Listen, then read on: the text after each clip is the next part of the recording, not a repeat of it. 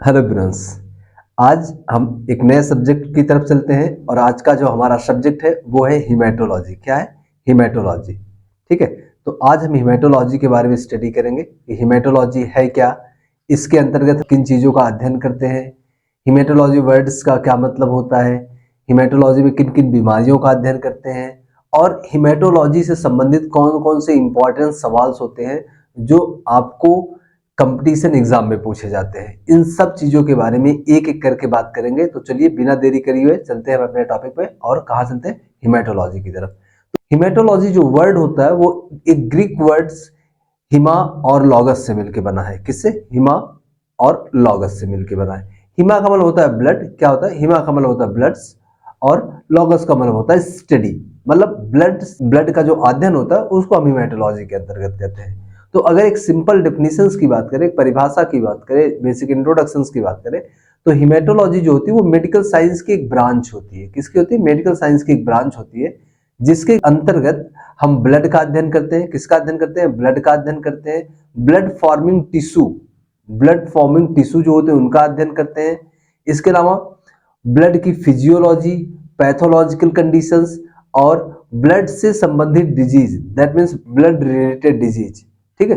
तो ब्लड से संबंधित डिजीज, बीमारी का अध्ययन करते हैं, जैसे मलेरिया हो गया, फाइलेरिया हो गया, एनीमिया हो गया, थैलासीमिया हो गया। ये सब बीमारियों का भी अध्ययन हम हिमेटोलॉजी में करते हैं। इसके साथ साथ अब ब्लड है तो ब्लड में बहुत सारे कंपोनेंट्स होते हैं, सेलुलर कंपोनेंट्स होते हैं, जैसे रेड ब्लड सेल्स होता है, आरबीसी होता है, व्हाइट ब्लड सेल्स डब्ल्यूबीसी होता है, प्लेटलेट्स होता है, इनका अध्ययन करते हैं।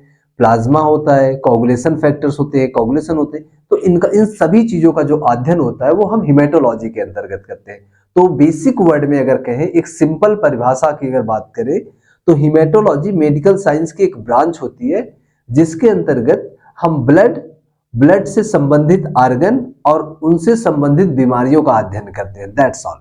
अब हिमेटोलॉजी से, ये तो बेसिक इंट्रोडक्शन हुआ हिमेटोलॉजी का। अब हिमेटोलॉजी का जो इंट्रोडक्शन है, यहाँ से कुछ इंपॉर्टेंट क्वेश्चंस पूछे जाते हैं जो कंपटीशन एग्जाम में पूछे जाते हैं।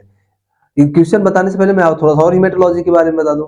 अब ये जो ब्लड है, ब्लड वर्ड या ब्लड का जो खोज है वो 1628 में विलियम हार्वे के द्वारा किया गया था। किसके द्वारा किया गया था? अब देखिए यहाँ पे दो चीजें हैं, आप कंफ्यूज मत होइए। ब्लड ग्रुप की खोज और ब्लड की खोज, दोनों दो चीजें हैं।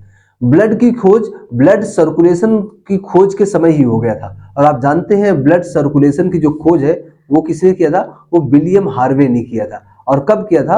1628 में। तो आपसे सवाल पूछा जा सकता है कि ब्लड सर्कुलेशन या ब्लड की खोज किसने की थी? तो ब्लड की खोज विलियम हार्वे ने की थी 1628 में। लेकिन ब्लड ग्रुप की जो खोज है वो किसी और ने की है, और वो बहुत 2 से 3 सदी के बाद हुई है। ठीक है। तो ब्लड का खोज विलियम हार्वे ने किया था, जो एक इंग्लिश फिजिशियन थे। और कब खोजा था? 1628 में। राइट। अब फादर ऑफ हिमेटोलॉजी हम किसको कहते हैं? ठीक है। फादर ऑफ हिमेटोलॉजी हम कहते हैं विलियम ह्यूसन्स को। किसको कहते हैं? विलियम ह्यूसन्स को। इनको फादर ऑफ हिमेटोलॉजी कहा जाता है। और फादर ऑफ हिमेटोलॉजी इसलिए इनको कहा जाता है क्योंकि इन्होंने हिमेटोलॉजी में बहुत सारे कंट्रीब्यूशंस दिए हैं। जैसे 1770 में इन्होंने ब्लड क्लॉटिंग मैकेनिज्म एक्सप्लेन किया। क्या? ब्लड क्लॉटिंग मैकेनिज्म, कि ब्लड हमारी बॉडी में क्लॉट क्यों होता है, कैसे होता है, वो जो क्लॉटिंग मैकेनिज्म होती है उसका पूरा एक्सप्लेनेशन इन्होंने 1770 में दिया। किसने दिया था? विलियम ह्यूसन ने। तो अगर आपसे कभी पूछा जाता है कि ब्लड क्लॉटिंग का एक्सप्लेनेशन सबसे पहले किसने दिया था, तो वो है विलियम ह्यूसन। और इसके अलावा इन्होंने लिम्फोसाइट्स के बारे में बहुत बताया, ल्यूकोसाइट्स के बारे में बहुत कुछ बताया है।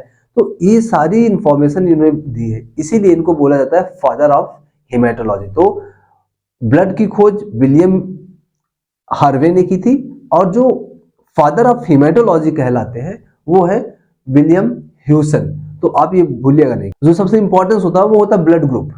19वीं सदी में ब्लड ग्रुप की खोज हुई थी। ठीक है। 19वीं सदी का मतलब है 1901 में। अब आपको कहीं कहीं ये बुक्स में 1900 भी मिल जाएगा, तो आप कंफ्यूज मत होइएगा। कुछ बुक्स में 1900 लिखा मिलता है। एक्चुअली इन्होंने जब डिस्कवरी शुरू की थी तो 1900 में की थी, लेकिन इन्होंने जो फाइनल रिजल्ट पब्लिश किया था, जो लोगों को बताया है, वो 1901 में बताया था। तो इसलिए कुछ बुक्स 1900 लिखती है, कुछ बुक्स 1901 लिखती है, तो आप उसमें कंफ्यूज नहीं होइएगा। तो नॉर्मली कार्ल लैंडस्टीनर के द्वारा ब्लड ग्रुप की खोज की गई थी। और कब की गई? 1901 में की गई थी। तो जो कार्ल लैंडस्टीनर ने 1901 में डिस्कवरी की थी, वो एबीओ के अनुसार ब्लड ग्रुप उन्होंने खोजा था। किसके अनुसार? एबीओ सिस्टम के अनुसार। और एबीओ सिस्टम के अनुसार उन्होंने ब्लड ग्रुप 4 प्रकार का खोजा था। ए बी, ए और बी और ओ, ये 4 ब्लड ग्रुप खोजा गया था 1900 में। अभी यहाँ पे आरएस सिस्टम की खोज नहीं थी।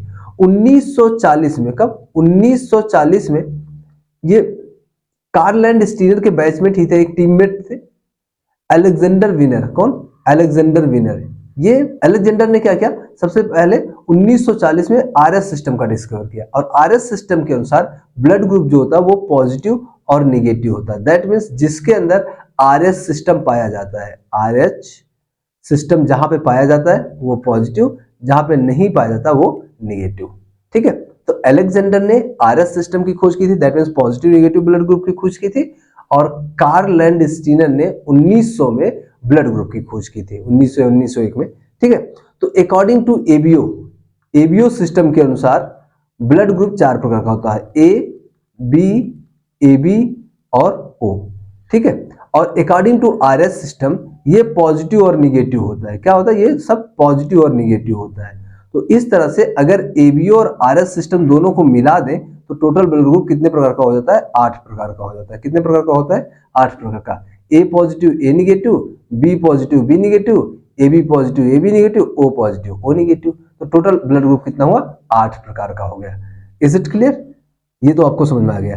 तो आपसे पूछा जा सकता है, अब ये आरएस जो वर्ड आया है, आरएच वर्ड कहां से आया है? आरएच वर्ड एक्चुअल में रीसस मैंकी से लिया गया है। कहां से लिया गया? रीसस मैंकी से। एक्चुअली ये जो एंटीजेंस होते हैं आरएस सिस्टम के एंटीजेंस, वो सबसे पहले इनकी जो डिस्कवरी हुई थी वो आरएस रीसस मैंकी के ऊपर हुई थी। तो वो ही एंटीजन ह्यूमन के आरबीसी के ऊपर भी पाए जाते हैं और इसीलिए इनको कह दिया गया रीसस एंटीजेंस। ठीक है, और इनकी वजह से जो ब्लड ग्रुप में चेंजेस होता है उन्हें कहते हैं आरएस ब्लड ग्रुप सिस्टम। तो ये है बेसिक इंट्रोडक्शन ऑफ हेमेटोलॉजी। तो यहां से क्या क्या सवाल पूछे जा सकते हैं? यहां से आपसे पूछा जा सकता है father of haematology, blood group की खोज किसने की थी, आरएस सिस्टम की खोज किसने की थी, इसके अलावा ब्लड की खोज किसने की थी। ठीक है, तो ये जो बेसिक सवाल है वो आपको हेमेटोलॉजी में यहां से कंपटीशन एग्जाम में पूछे जा सकते हैं। तो ये सारे सवालों का जवाब आपको आराम से यहाँ पे मिल गया होगा। और अगर और भी कोई सवाल आपके दिमाग में है तो आप हमसे पूछ सकते हैं, आपको जवाब दिया जाएगा। इसके अलावा अब हेमेटोलॉजी है, तो हेमेटोलॉजी में हम किस चीज का अध्ययन करते हैं? हमने आपको बताया कि ब्लड का अध्ययन करते हैं, ब्लड और ब्लड से संबंधित ऑर्गन का अध्ययन करते हैं, डिजीज का अध्ययन करते हैं। तो चलिए हम अपने अगले टॉपिक की तरफ चलते हैं और अगला जो टॉपिक हमारा है वो है ब्लड। तो अब मैं आपको इस टॉपिक में बताऊंगा कि ब्लड है क्या, बनता कहां से है, ब्लड में कौन कौन से कंपोनेंट्स होते हैं, इनका फॉर्मेशन कैसे होता है, ABCD A से लेकर Z तक सब कुछ ब्लड के बारे में जानेंगे। तो चलिए नेक्स्ट टॉपिक पे चलते हैं और देखते हैं ब्लड। Thank you.